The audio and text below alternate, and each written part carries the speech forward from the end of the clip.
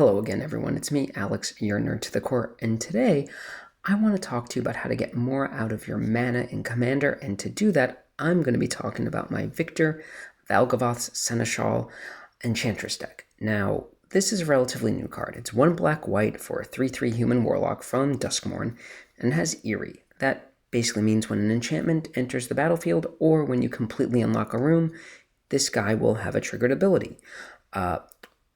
First one is you'll Surveil 2. The first time this ability is triggered each turn.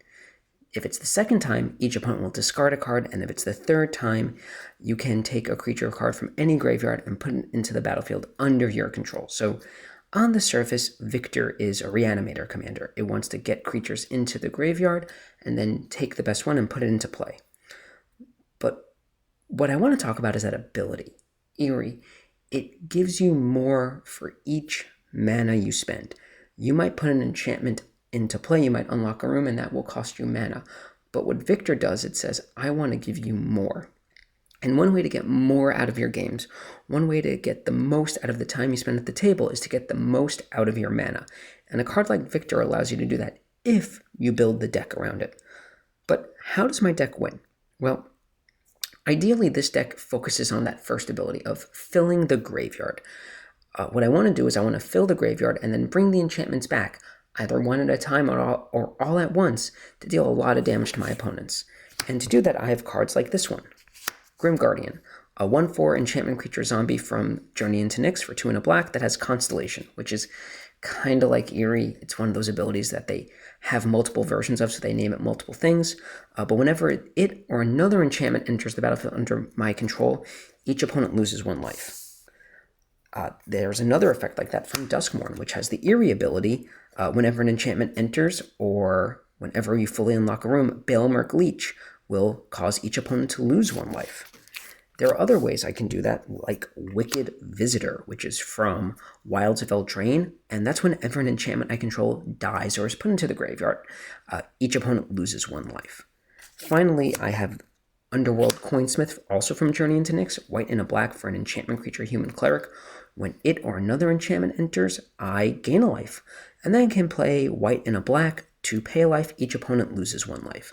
So all those cards together allow me to plink in 1 damage at a time, 1 life at a time, to take out my opponents. But that's not really what I'm trying to do. I'm trying to bring back all of them at once. And cards like Replenish make it super easy. Replenish is from Urza's Destiny. This is my Nice World Champions version. For 3 and a white, it's a sorcery. Return all enchantment cards from your graveyard to the battlefield. It is really good. And when you have a full graveyard, either from Victor or other cards we're going to see here, makes it real easy to win the game in a single turn. Modern Horizons 2 had a suspend version of this called Resurgent Belief.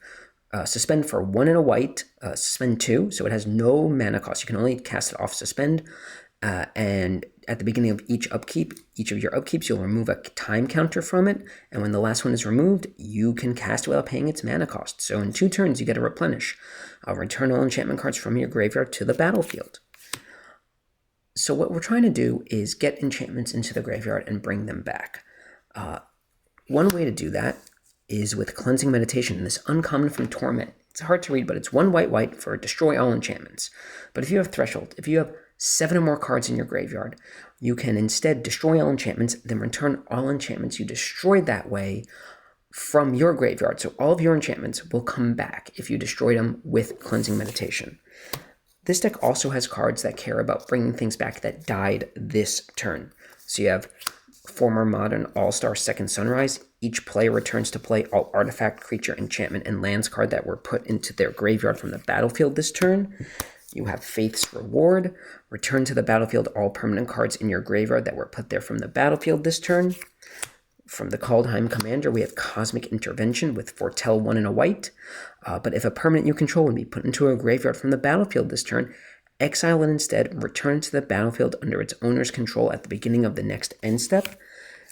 Those 3 make it so if your stuff gets blown away, gets wiped, or if you sacrifice them, they will come back, and you can loop again and again.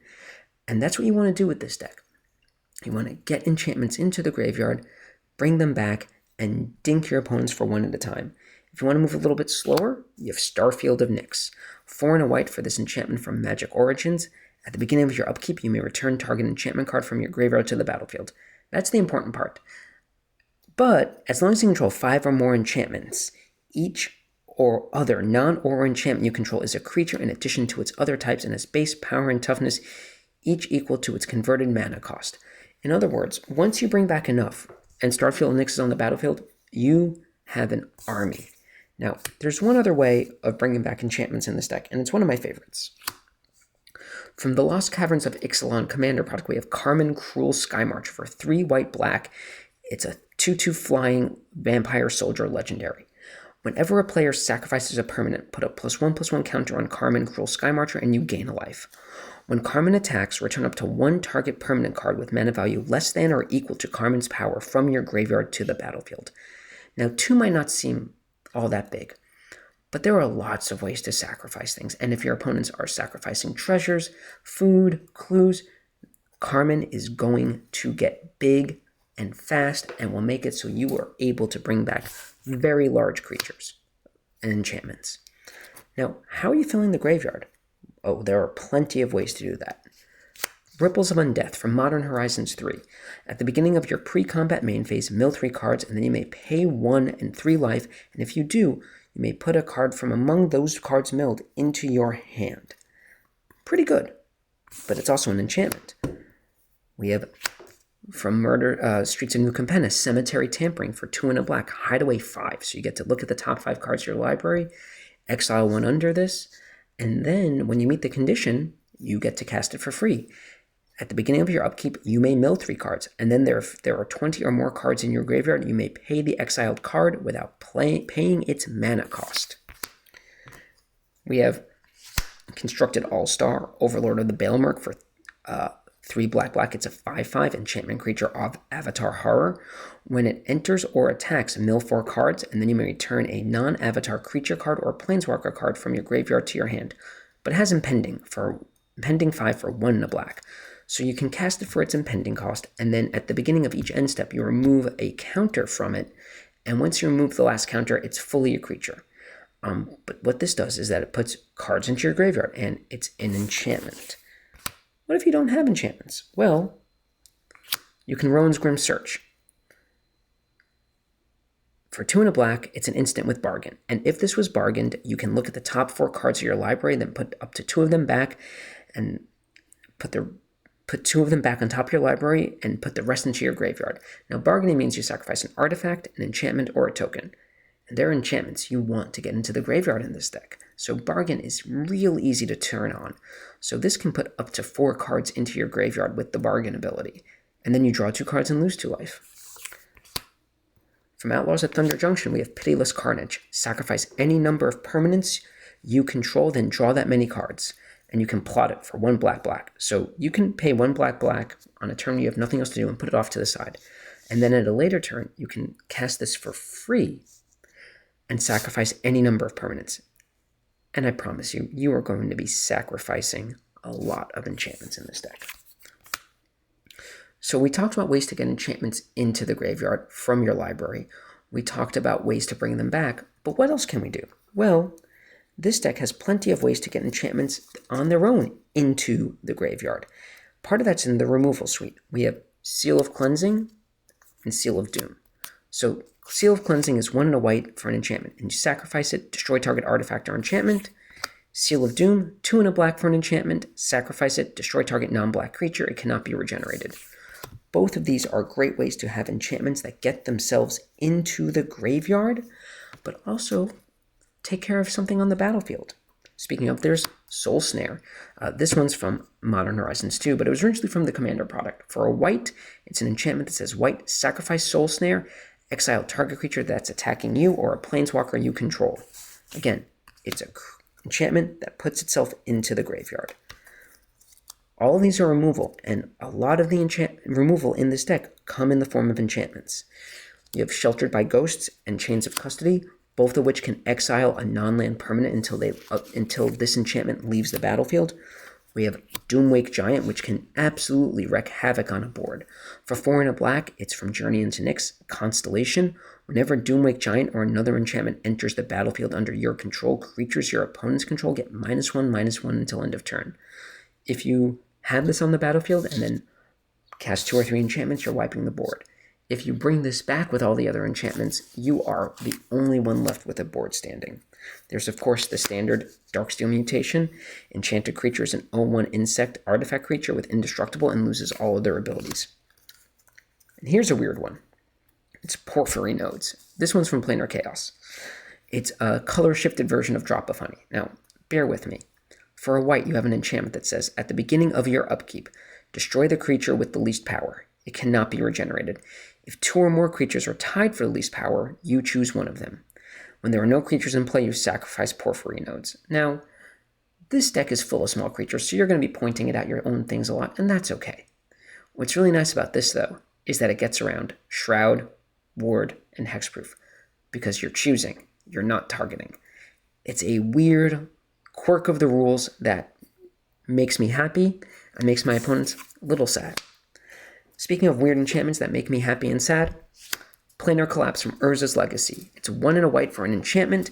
During your upkeep, if there are 4 or more creatures in play on the battlefield, sacrifice Planar Collapse and destroy all creatures. They cannot be regenerated this turn. This is a time delay Wrath of God. And ideally you want to play it when you don't have a big board and your opponents do, and you can put it out, and then all of a sudden you have an enchantment that's going to the graveyard and you're taking care of all their creatures. Now, we talked about getting enchantments into the graveyard. We talked about bringing them back. But what happens when that doesn't work out as planned? How does this deck win? Well, it tries to attack. Daxos the Returned is one of the older cards from the Commander precons, the experience counter deck.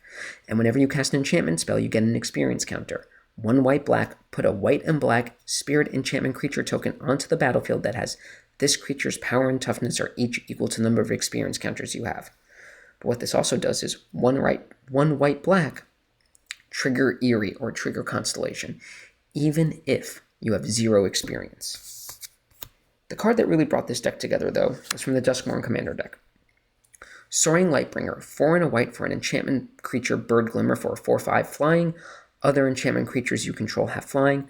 And whenever you attack a player, create a 1/1 white Glimmer enchantment creature token that's tapped and attacking that player. What is so important about this is that it makes it incredibly easy to trigger Victor turn after turn after turn. So you're just accruing value. You've spent the 5, you attack, and then you're getting another 2 to 3 cards worth of value. Speaking of tokens, Luminarch Ascension, oldie but goodie. For 1 and a white from Zendikar, at the beginning of each opponent's end step, if you didn't lose life this turn, you may put a quest counter on Luminarch Ascension. And once you have 4 or more quest counters on it, you can activate it. For 1 and a white, you put a 4/4 white angel creature token with flying into play. Now, what about other cards in here? Cards that maybe don't fit the bill, but are just cards I like. Here's one of my sleeper Commander All-Stars. Agent of Erebos is 3 and a black for an enchantment creature zombie from Journey into Nyx. It's a 2/2 with Constellation.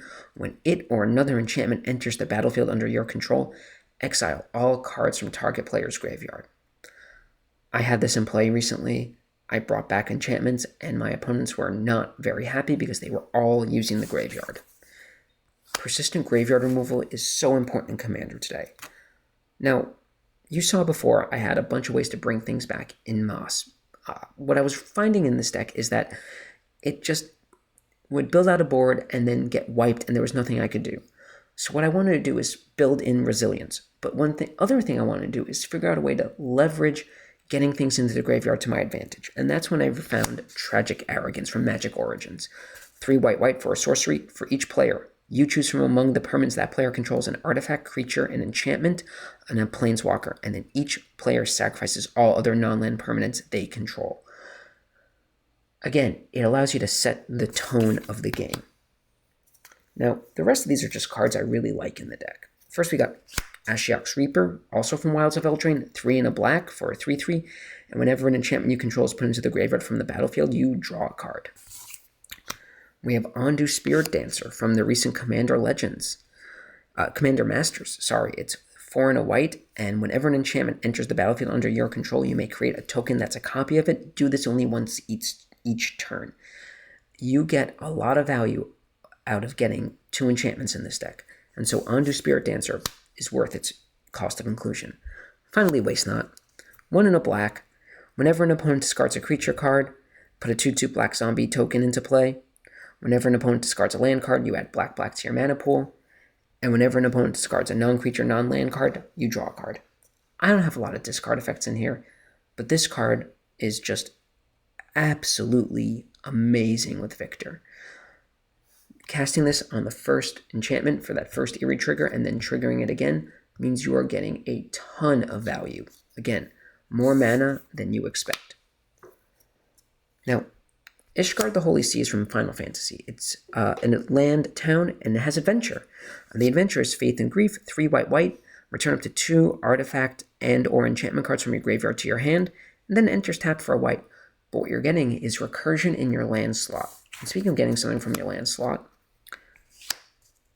Adagia, Windswept Bastion.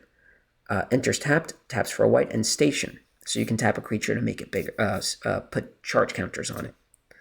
And when it has 12 charge counters on it, you can pay 3 and a white and tap it to create a token of target artifact or enchantment you control, except it's legendary. Activate only as a sorcery. Now, this is aspirational, but the cost of inclusion is so low. It is a land. So the ability to get extra copies of enchantments out of a land in this deck, which cares so much about triggering your commander once or twice or 3 times a turn, is huge. Now, what does Victor do?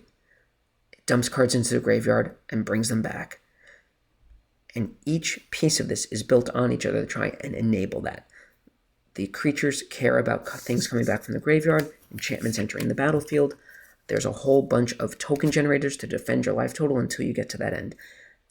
So on top of trying to maximize the mana spent, not just casting spells, but getting more out of that, every part of this deck is built towards that game plan of resolving a replenish or resolving a resurgent belief to win the game in one huge turn.